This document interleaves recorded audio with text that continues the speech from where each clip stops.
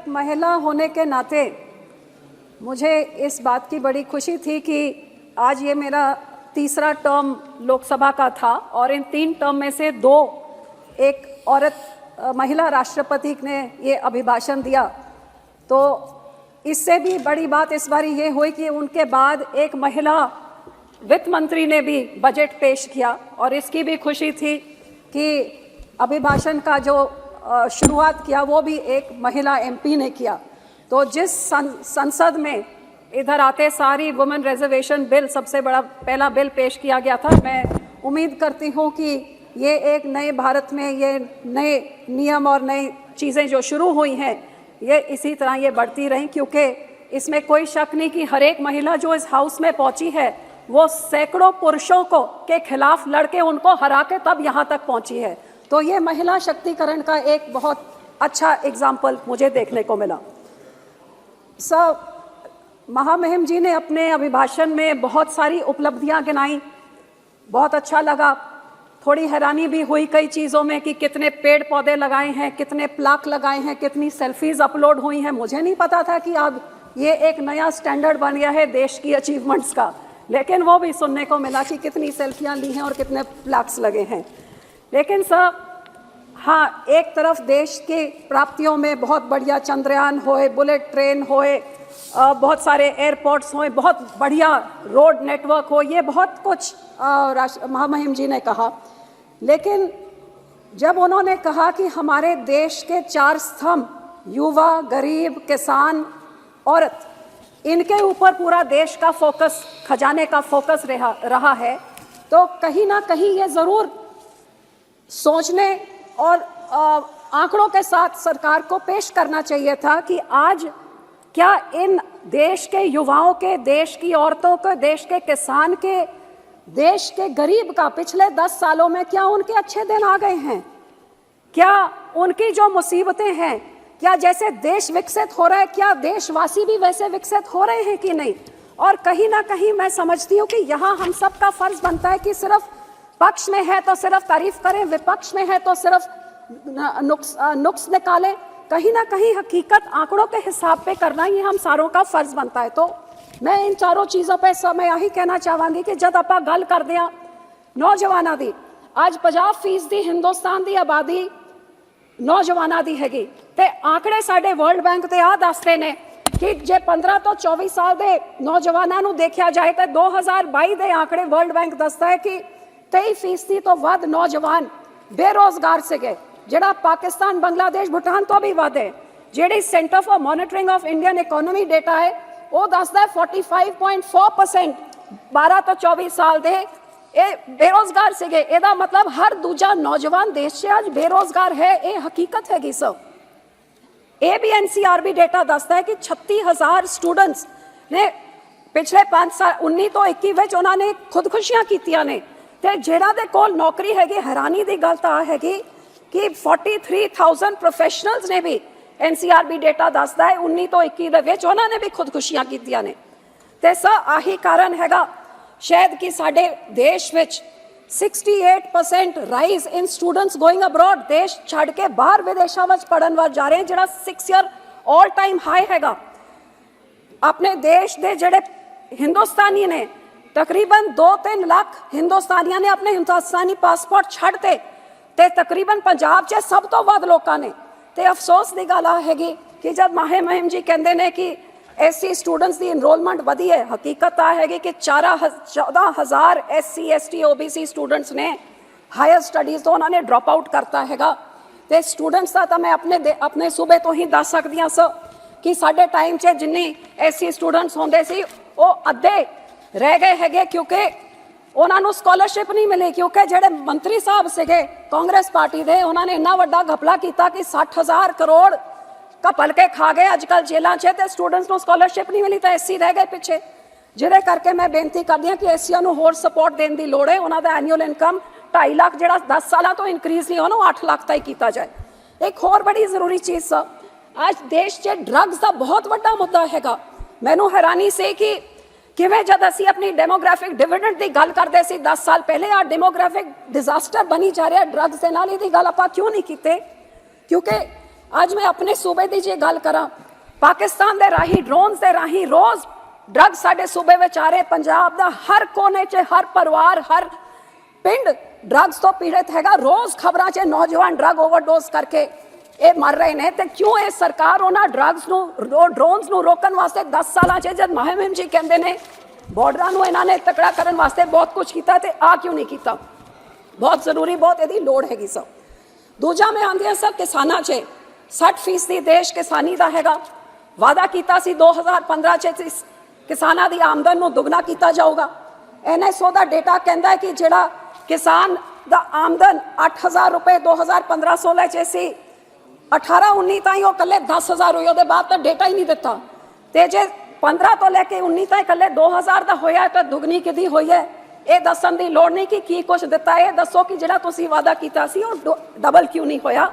क्योंकि इस NSO का डेटा ये भी दसदा है कि 50% किसान परिवार अज करजाई हो गए ने। ते 5 साल च कर्जा 58% बढ़ गया है देश के किसानों के उत्ते। ते आ भी एक centre of science and environment जेड़ा डेटा दसदी है कि कल 2021 च 10,880 किसानों ने खुदकुशी, मतलब साडे देश से हर घंटे च एक किसान खुदकुशी कर रहा है। तो किते ना किते किसानी संकट हैगी। मैं अपने सूबे पंजाब जेड़ा कृषि देश सूबा हैगा ਉਹਦੇ बारे में थानू दसा तो सब तो वध करजाई पंजाब के किसान है। आज पंजाब जिथे 80-85% सब स्मॉल ते मार्जिनल 5 एकड़ वाले 3-3 लाख का करजाई हरेक किसानी घर के उत्ते हैगा। ये किसानी संकट बहुत बड़ा हैगा ते हज़ारां किसान रोज़ पंजाब च खुदकुशी कर रहे हैं। MSP की गल महामहिम ने किया 18 लाख करोड़, लेकिन 850 किसान शहीद हो गए। किसानी अंदोलन च उन्होंने कहा सी MSP की कमेटी बनाई जाऊगी, एक लाजमी कमेटी जिहदे नाल स्वामीनाथन कमेटी की जी रिकमेंडेशन C2+50% उन्होंने लाजमी बनाया जाऊगा। 2 साल निकल गए, आज तक कमेटी नहीं। हकीकत आ हैगी कि जेड़े अज कणक नूं लै लईए ओहदे DAP यूरिया बिजाई फर्टिलाइजर ओहदी वाढी कटाई 80% इंक्रीज हो गई है कॉस्ट इनपुट ते आउटपुट साडा MSP अजे 30-40% किसान नूं जेब तो भरना पैंदा है। हकीकत MSP की आ हैगी। तो जब किसान के कोई मौका होंदा कि 2 पैसे कमा ले, यूक्रेन के वॉर च वीट की प्राइसेस वध गईयां तो सरकार ने एक्सपोर्ट ही बैन करता ताकि किसान के जेब च कुछ ना आए। सो सर इस करके मैं बेनती कर दिया कि ये तुसीं स्कीमां जिहड़ी चलाउंदे हो बहुत वधिया 6,000 रुपए वाली स्कीम तुसीं चलाई, किसान सम्मान निधि बहुत चंगी गल है। लेकिन क्यों इस स्कीम नूं जिहड़ा 2021 च 10 करोड़ 90 लाख किसानां नूं मिलदा सी, फिर 2023-24 च इहनूं 8.5 करोड़ किसानों को सिर्फ लाभार्थी क्यों घटा क्यों दिते? किसानों के आमदन वधी तो है नहीं। हुण साडे पंजाब च जिहड़ा 1.5% हिंदुस्तान की जमीन है, लेकिन 30% अन जिहड़े तुहाडे 80 करोड़ लाभार्थी है जिन्हां तुसीं राशन देंदे हो, सब तो वड्डा योगदान वो पंजाब का किसान जिहड़ी इन्नी तो जमीन तो इन्ना सारा उपज करता है। पंजाब च तुसीं 26% किसान निधि सम्मान वाले योजना के किसानों की बेनीफिशरीज नूं तुसीं 26% घटाता। क्यों? साडा कसूर की सीगा? साडे नाल वितकरा क्यों? तो सर किसाना पंजाब के किसानों ने अपना पानी खोया, अपना खून पसीना बहाया देश नूं अन्न नूं सरप्लस करन वास्ते, ते साडे नाल ये तक फसल बीमा योजना सर ये तो कोई दसदा नहीं हैगा कि इस बीमा कंपनियां ने किवें 57,000 करोड़ रुपए कमा लेते ने इस योजना तो।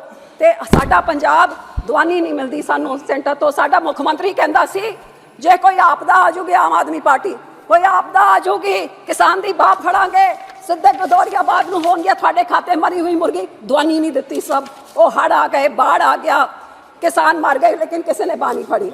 सब फिर मैं आंदी गरीबों के उत्ते। सर गरीबों वास्ते बहुत वधिया मैं समझदी हां जिहड़ा आयुष्मान भारत तुसीं कीता है, बहुत वधिया काम कीता है। गरीबों नूं तुसीं मकान दे रहे हो, राशन, बड़ी चंगी गल है सर। लेकिन सर जे 25 करोड़ तुसीं आबादी नूं कहंदे महामहिम जी कि तुसीं पॉवर्टी लाइन तो चक्किया हैगा, ते 80 करोड़ नूं लाभार्थियों नूं तुसीं राशन देंदे हो क्योंकि अपना ढिड तक नहीं भर सकते।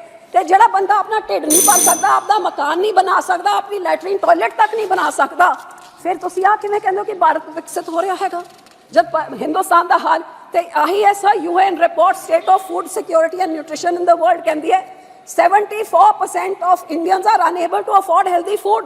ग्लोबल हंगर इंडेक्स 23 च आप 111वें नंबर च हैगा। साडी 2/3 कुड़ियां अनीमिया ते सह हकीकत है कि आज आमदन वधी नहीं है, महंगाई इन्नी वध गई है, पेट्रोल 40%, डीजल 60%, आज दालां 70% वध गई ने उन्हां दी कीमतां, अन्न की कीमत 75, मिल्क प्रोडक्ट्स 77% सिंस 2012। इन्ना सारा आज रोटी बनाने वास्ते 5 साल पहले जिन्ना खर्चा होंदा सी, आज 65% उस तो वध खर्चा आज हो रहा है आ महंगाई दे कारण करके।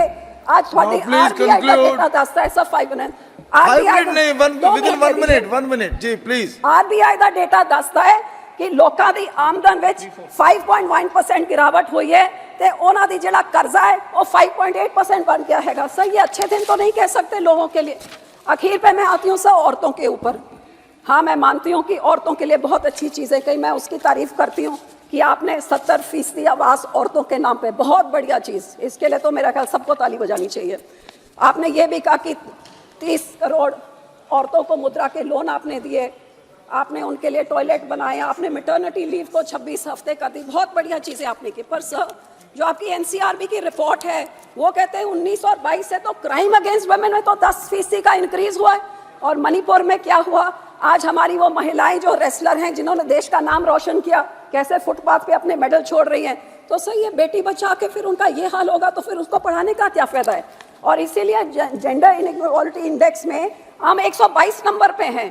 और जब ये नारी शक्ति हम वुमेन रिजर्वेशन बिल हम पास करते हैं लेकिन उसकी कोई डेट ही नहीं देते कि कब से लागू होगा। आप बोल देते हैं कि इतने ट्रिलियन इकोनॉमी 2028 में हो जाएगा, 30 ट्रिलियन 47, तो ये भी बता दीजिए ना कि ये 33% रिजर्वेशन ये 2027 में आएगा, इस 8 में कब ये बता दीजिए। सो आखिर में सब मैं यही कहना चाहूँगी, जब राष्ट्रपति जी कहते हैं कि हम बड़े गर्व से कि हम फ्रेजल 5 से हम टॉप 5 पे हो गए, ये बहुत अच्छी चीज़ है। लेकिन ये फ्रेजाइल 5 से टॉप 5 में सिर्फ देश के वो 10% जिन्हों के पास 90% वेल्थ है कि या वो 90% जो दबे कुचले गरीब हैं, ये जरूर सोचने की बात है। और इसके बारे में ध्यान रखें कि जो IMF का डेटा है वो कहता पर कैपिटा इनकम जो असली में बताता है वो हिंदुस्तान ने जिन्हों 5 देशों को छोड़ के जो आगे ऊपर बढ़ा है, आज हिंदुस्तान का पर कैपिटा इनकम सिर्फ 2,14,000 है। और चाइना जो हमारे बराबर की पॉपुलेशन है उनका 11,29,000 है। और जो दूसरे देशों को इंडोनेशिया, ब्राजील, यूके वो सब उनके पर कैपिटा हमसे ज्यादा है। सो सर ये हम ये नहीं, इसके पीछे नहीं छुप सकते कि यूपीए ने ये किया और हमने ये किया। यूपीए को तो भगा दिया लोगों ने ताकि आप उससे अच्छा बेहतरीन काम करें।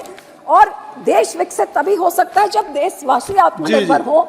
और आज 80 करोड़ लोगों को आपको खाने तक का पेट भरने के लिए सरकार को देना पड़ रहा है। श्री हसनैन मसूदी जी, कैसे हम कह सकते हैं कि देश आगे बढ़ रहा है और देश विकसित हो रहा है। सो इन्हीं शब्दों से मैं उम्मीद करती हूं कि जो कमियां रह गई हैं उनकी तरफ सरकार ज्यादा ध्यान देगी और विकसित देश में आत्मनिर्भर लोग हों तभी देश का भला हो सकता है। शुक्रिया सर। जी साहब, शुक्रिया।